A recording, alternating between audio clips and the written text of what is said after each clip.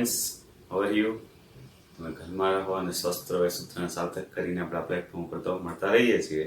અને હવે આપણે ખૂબ પરિચિત પણ થઈ ગયા છીએ કે ભાઈ ઇલેવન સાયન્સમાં આપણે ભણવાનું શરૂ કરી દીધું છે. રેગ્યુલર કહી શકીએ. હવે નામ તો છે આપણું ડેમો ક્લાસ કે બ્રિજ કોર્સ, પણ હવે વિદ્યાર્થી મિત્રોનું જે નક્કી હોય કે ભાઈ ઇલેવન સાયન્સ આપણે સરસ રીતે ભણી શકીએ એમજી આ ટીમ પાસે, આ સર પાસે, તો એમાં આપણે એક્સરસાઇઝ 1.1 મેથ્સમાં 1.2 પણ કમ્પ્લીટ કરી લીધી. હવે 1.3 ની થિયરી આપણે સમજવાની છે, તો એના માટે આપણે થોડીક માહિતીથી ભેગી કરવી પડશે, થોડીક સમજ વધારે હશે. તો હવે આપણે ડિટેલમાં જતા જશું. એમાં હવે જે ભણીશું આપણે એનાથી એમસીક્યુ ટૂંકા પ્રશ્નો બને એવા પ્રકારના કન્સેપ્ટ છે. તો સમજીએ વિદ્યાર્થી મિત્રો. ઉપગણ, સૌથી પહેલો કન્સેપ્ટ છે ઉપગણનો. 1.3 ની થિયરી શરૂ કરીએ. એમાં ઉપગણ એટલે ઇંગ્લિશમાં કહી શકાય સબસેટ. તો ઘણા વિદ્યાર્થી મિત્રોને ગણ શબ્દની સમજણ આવે. ઉપગણ એટલે શું, તો આપણે પહેલા તો એની સમજૂતી મેળવી લઈએ. ગણ એનો પ્રત્યેક ઘટક, ગણ એનો ગમે ઘટક ઉપાડો, ગણ એનો પ્રત્યેક ઘટક, ગણ બી નો પણ ઘટક હોય તો ગણ એ ને ગણ બી નો ઉપગણ કહેવાય. કહેવાનો મિનિંગ શું, આપણે એને ટૂંકમાં વિચારીએ તો ગણ એના ગમે સભ્યો ઉપાડો, એટલે કે તમામ સભ્યો માટે ગણ એના તમામ સભ્યો છે ઈ જો ગણ બી માં આવી જતા હોય તો ગણ એ બી નો ઉપગણ છે. ઉપગણ એટલે શબ્દ જ, એનો ઉપખંડ એક પ્રકાર આપણે કહેતા ખંડમાંથી એક ટુકડો. તો અહીંયા એવી જ વાત છે કે ભાઈ ગણ એના તમામ સભ્યો, ગણ એના તમામ સભ્યો ગણ બી માં આવી જતા હોય, ગણ એનો પ્રત્યેક ઘટક ગણ બી માં પણ હોય તો એમને ગણ એનો ઉપગણ, બી નો ઉપગણ કહેવાય. ટૂંકમાં એને આ રીતે લખાય. સંકેતમાં એ સબસેટ બી, આપણે એવી રીતે બોલશું. એ છે બી નો ઉપગણ છે, એમ પણ ગુજરાતીમાં બોલાય. આપને ઈઝી વાંચવામાં આ ઈઝી રહેશે અને આપણે ઉપયોગ એમ જ કરશું. A subset B, A is subset of B. એટલે આપણે ટૂંકમાં એવું બોલી શકીએ, એ સબસેટ બી, એ છે એ બી નો ઉપગણ છે. તો અહીંયા આપણે ટૂંકમાં કીધું એમ ગણ એના બધા જ સભ્યો ગણ બી માં આવી જતા હોય તો ગણ એને ગણ બી નો ઉપગણ કહેવાય. ઉદાહરણ જોઈએ એના માટે. ઉદાહરણ જોઈએ એટલે વિદ્યાર્થી મિત્રોને ખ્યાલ આવશે.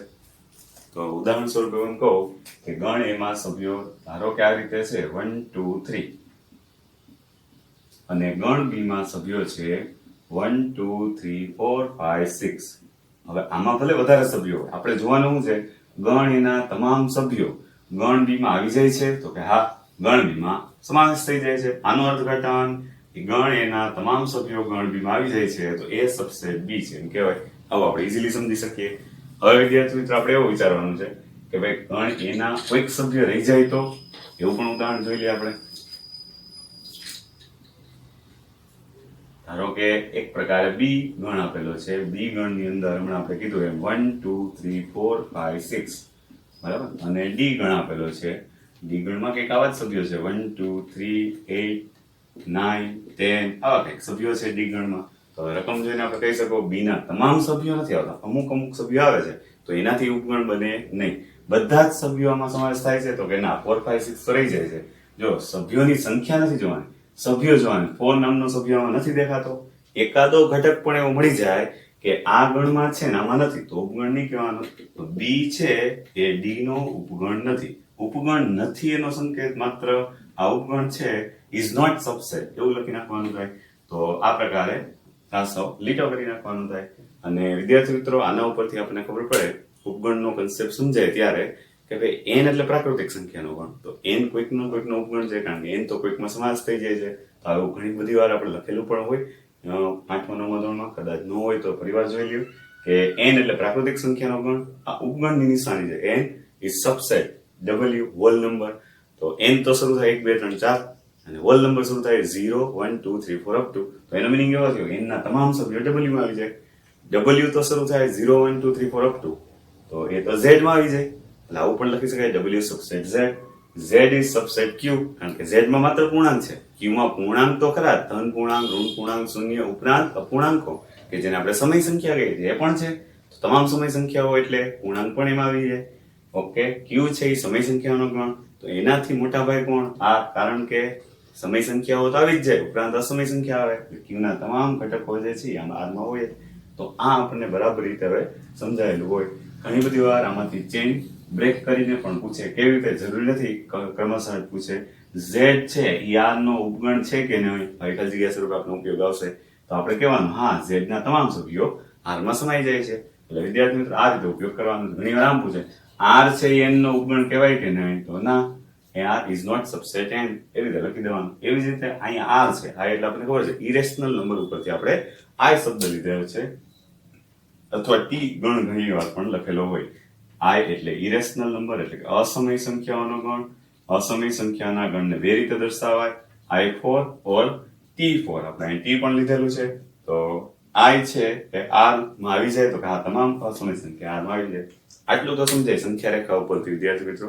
હવે અગત્યનું છે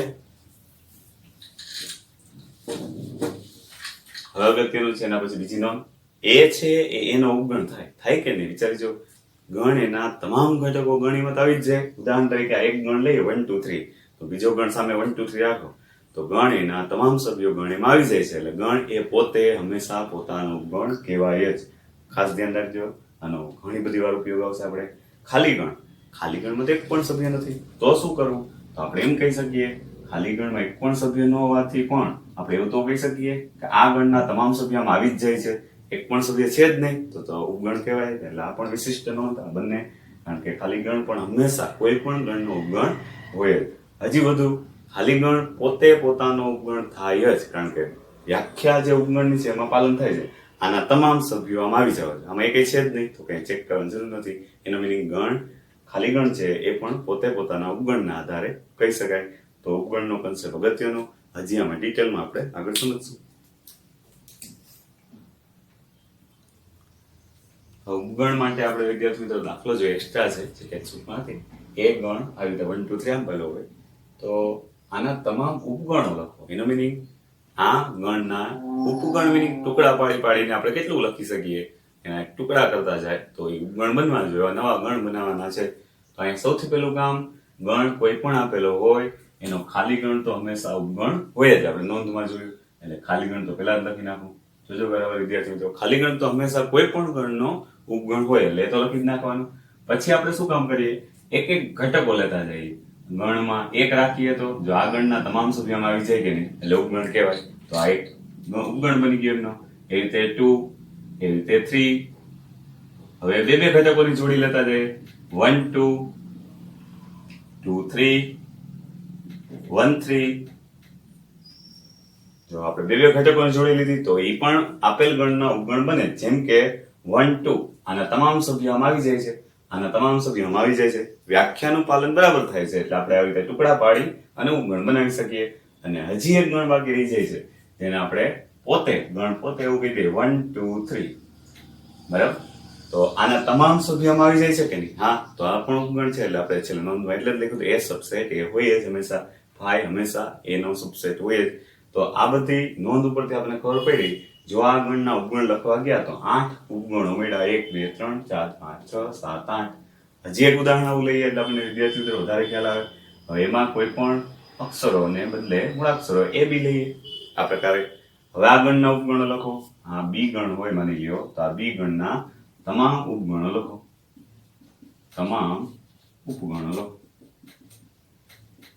વિદ્યાર્થી મિત્રો 5 તો હોય જ, આપણને ખબર જ છે. પછીનો એક એક ઘટકો ધરાવતો ગણ a b અને ab.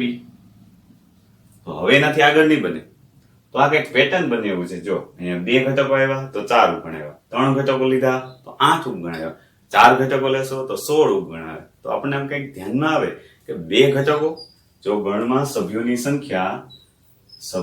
સંખ્યા 2 હોય તો એના ઉપગણો આ રીતે બને છે. એના ઉપગણોની સંખ્યા આપણા માટે કેટલી આવી? તો કે એમની આવી 4. જો સભ્યોની સંખ્યા 3 રાખી તો ઉપગણોની સંખ્યા 8 બને છે.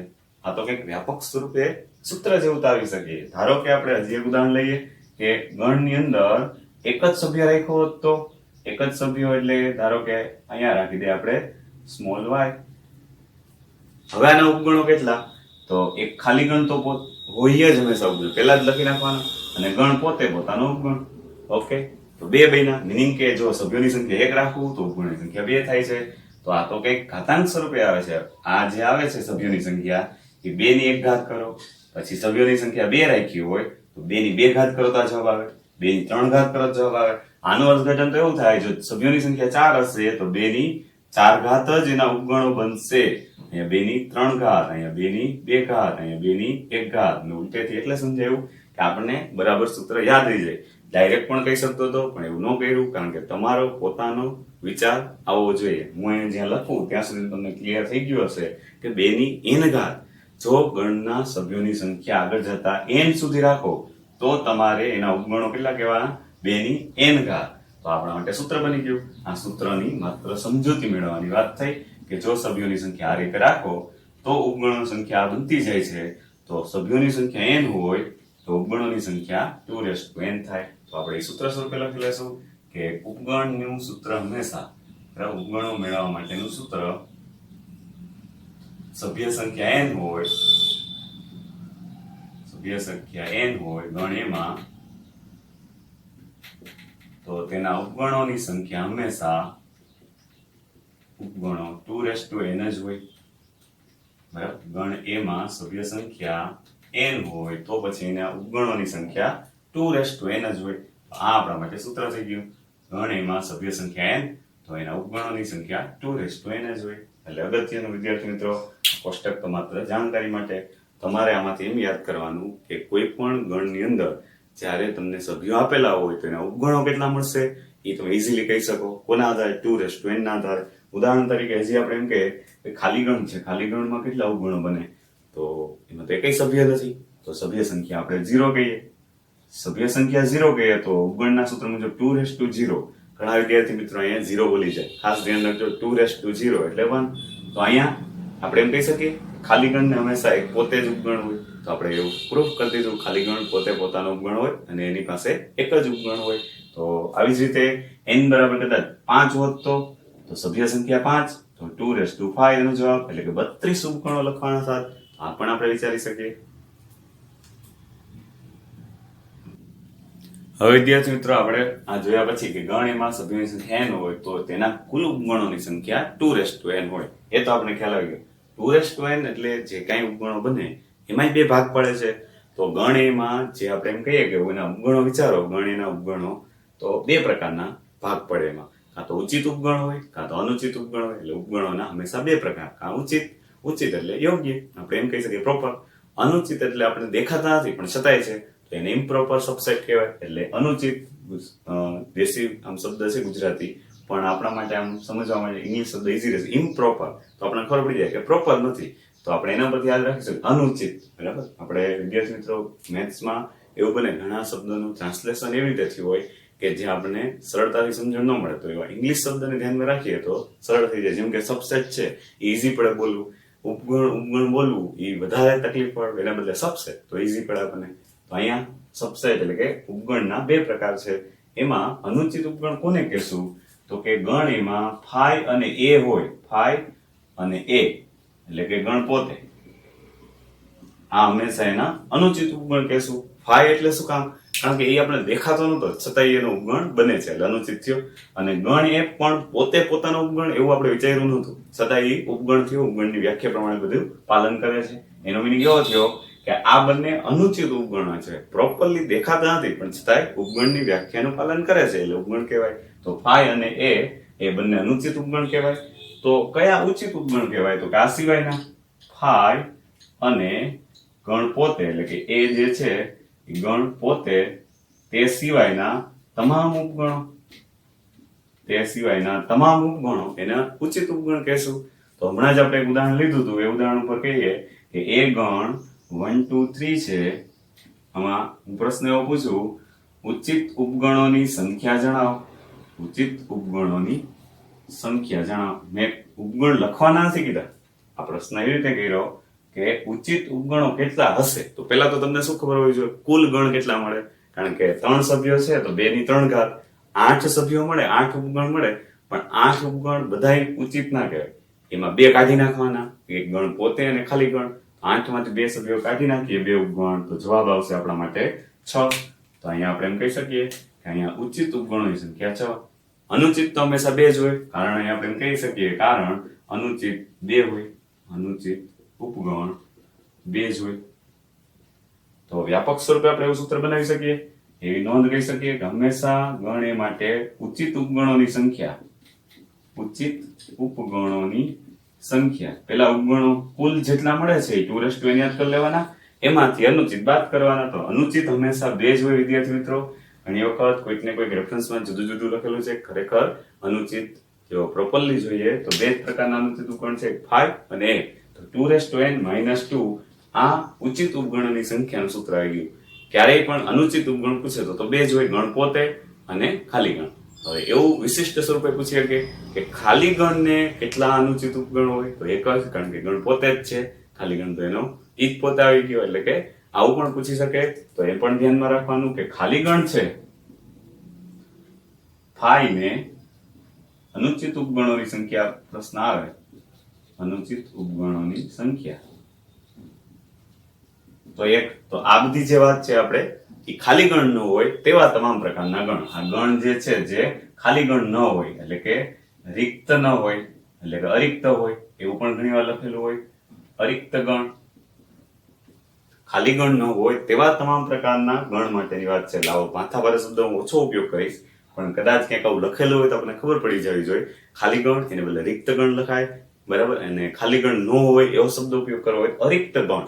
અરિક્ત ગણ એ માટે આ બધી નોંધ થઈ 2n - 2 સુધીની. પણ જો ખાલી ગણ આવે તો એને અનુચિત ઉપગણ એક જ છે, ગણ પોતે છે, કારણ કે આ બાજુ આવતું જ નથી, ગણ પોતે જ આવી જાય છે. આ તો પોતે જ ઘટક છે એટલા માટે. તો આ પણ ધ્યાનમાં રાખવું. હવે વિદ્યાર્થી મિત્રો એક્સરસાઇઝ 1.3 જોઈએ, જે ગણ કન્સેપ્ટ ઉપગણનો આપણે જે જોયો એના આધારિત દાખલા છે.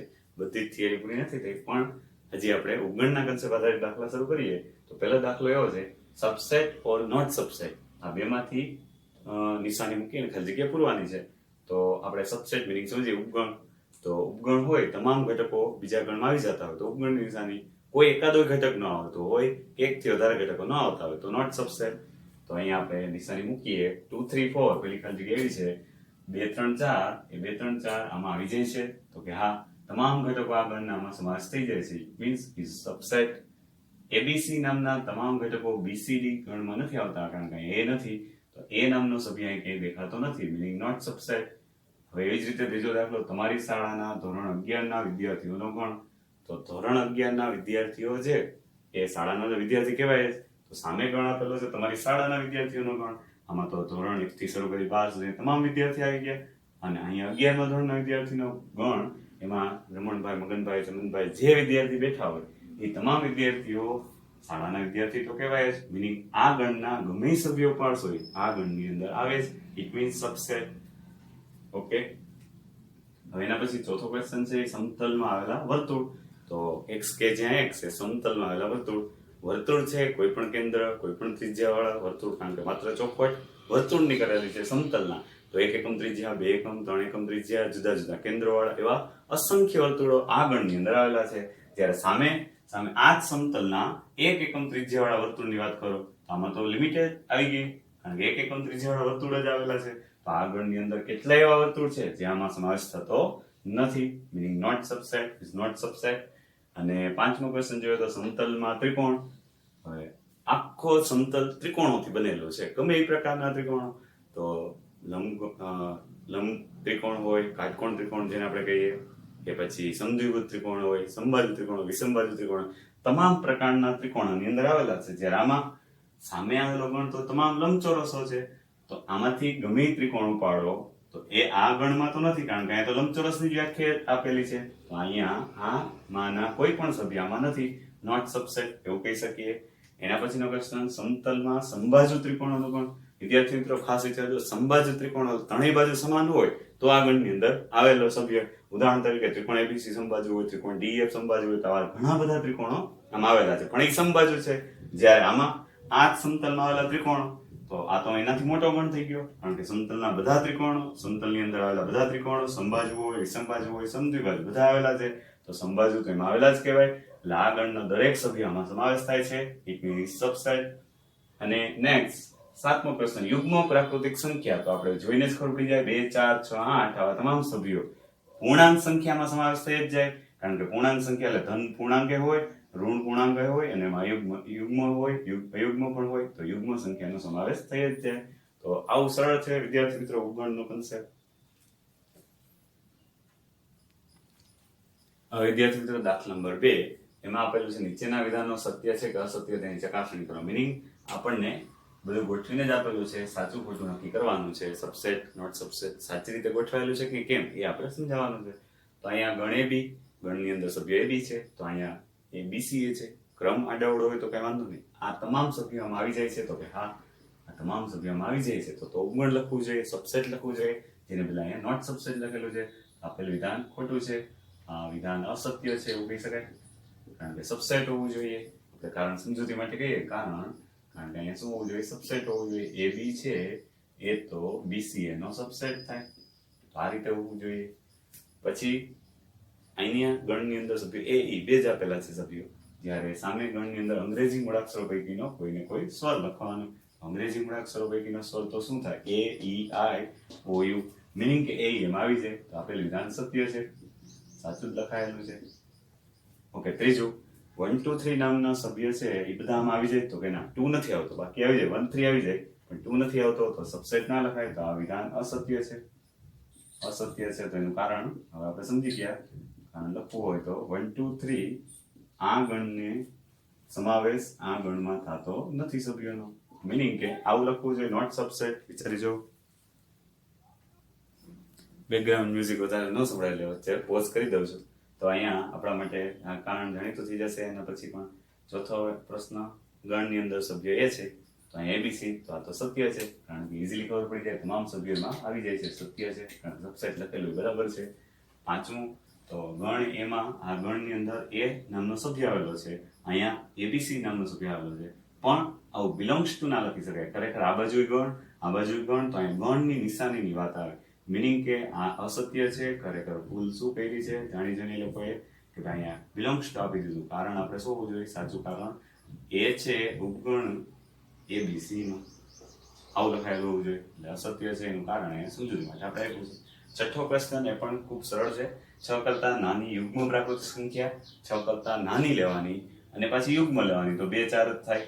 ઓકે, પછી 36 ના અવયવ હોય તેવી પ્રાકૃતિક સંખ્યા, તો વિદ્યાર્થી મિત્રો 36 ના અવયવ હોય એ વિચારો તો 1 2 3 4 6 આ બધી 36 ના અવયવ 9 12 36. આપણે તો શું જોવાનું, 2 4 આમ આવી જાય છે, હા તો સબસેટ, તો કે હા આપેલું વિધાન સાચું છે કારણ કે અહીંયા સબસેટ લખેલું છે તો બરાબર લખેલું છે, આ સત્ય છે.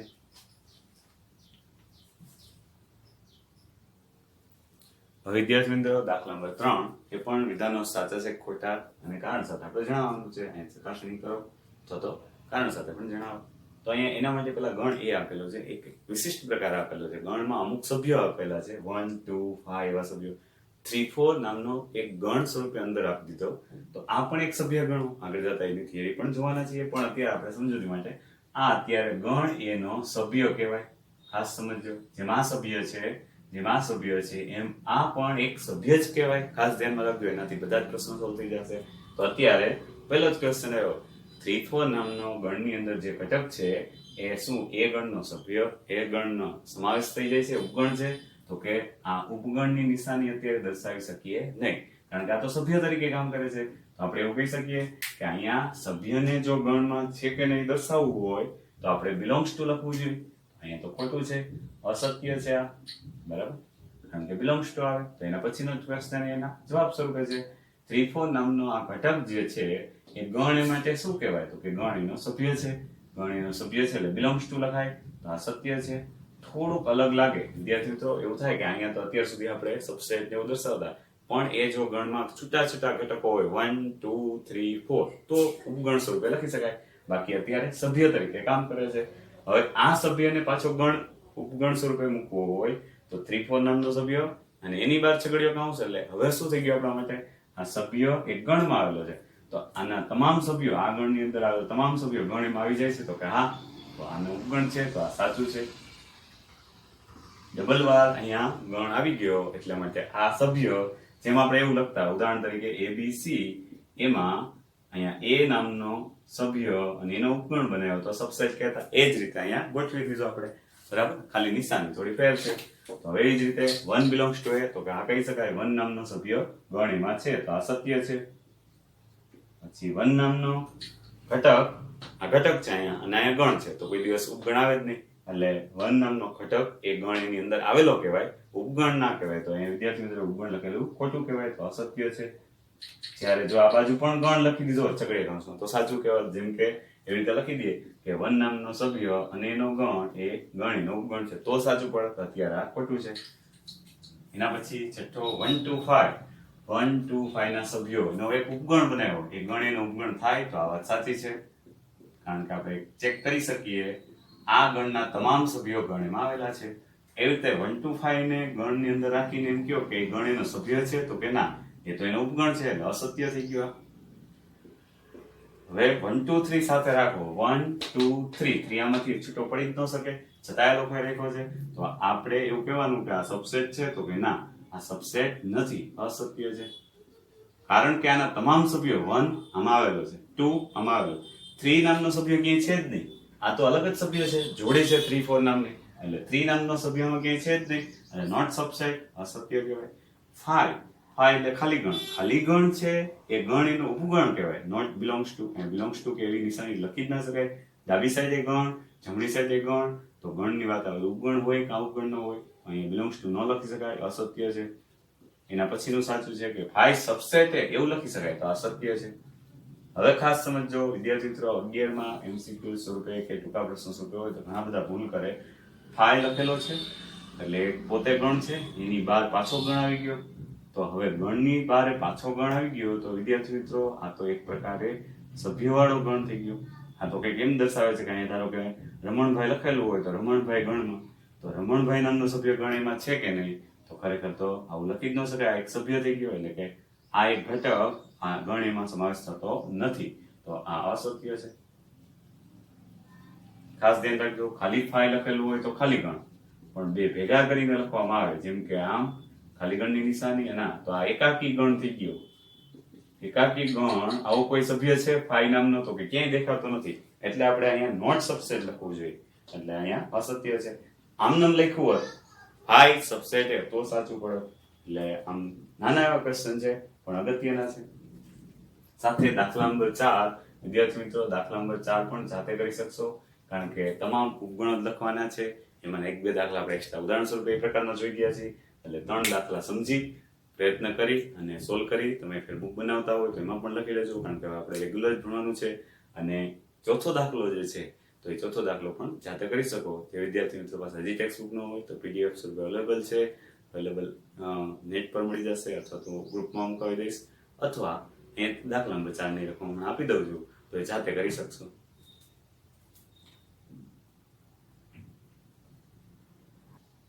તો વિદ્યાર્થી મિત્રો દાખલા નંબર 4 જેને રકમ લખી દીધી છે, તો પોઝ કરી તમે વિચારતા જાજો. ગણના તમામ ઉપગણો લખવાના છે. અહીંયા ગણમાં A છે, ગણમાં AB, ગણમાં 1 2 3 અને 5, અમુકના તો આપણે જવાબ પણ મેળવી લીધા છે, એટલે જાતે થઈ જશે. હવે ખાસ અગત્યની વાત કરવાની વિદ્યાર્થી મિત્રો, રેગ્યુલર સમજવાનું શરૂ થઈ જ ગયું છે, ત્યારે આપણે એવું બનીએ કે ભાઈ અત્યાર સુધી ડેમો ક્લાસ સમજીને ક્યાંય લખતા ન હોય તો હવે રેગ્યુલર વર્ક કરવું, થિયરી વર્ક જે છે એ પણ આપણે સરસ સમજી પોઝ કરીને લખતા જઈએ, તો જ આપણને આગળના કન્સેપ્ટ જ્યારે સ્વાધ્યાયમાં પહોંચશું ત્યારે કન્સેપ્ટ બધા કામ આવશે. ને ગણ ચેપ્ટર એટલા માટે પહેલું આપેલું છે કે હવે પછીના તમામ ચેપ્ટરમાં ગણના કન્સેપ્ટનો અને હવે પછી હું જે થિયરી લેવાનો છું એવા અંતરાલોનો એ બધાનો ઉપયોગ આવવાનો જ છે. ધોરણ 12 આખું પૂરું કરીએ તો દરેક વખતે ગણનો કન્સેપ્ટ, નાના નાના કન્સેપ્ટ ભેગા તો આવવાના જ છે. તો એટલા માટે આપણે બેઝિકથી સારું સમજીએ, સહેલું ચેપ્ટર છે પણ સમજીને લખીને કરીએ તો જ આપણને યાદ રહેશે, તો જ આપણે એનો MCQમાં ઉપયોગ કરી શકું. સારું, આ પ્લેટફોર્મ પર ફરી પાછા આપણે મળતા રહેશું.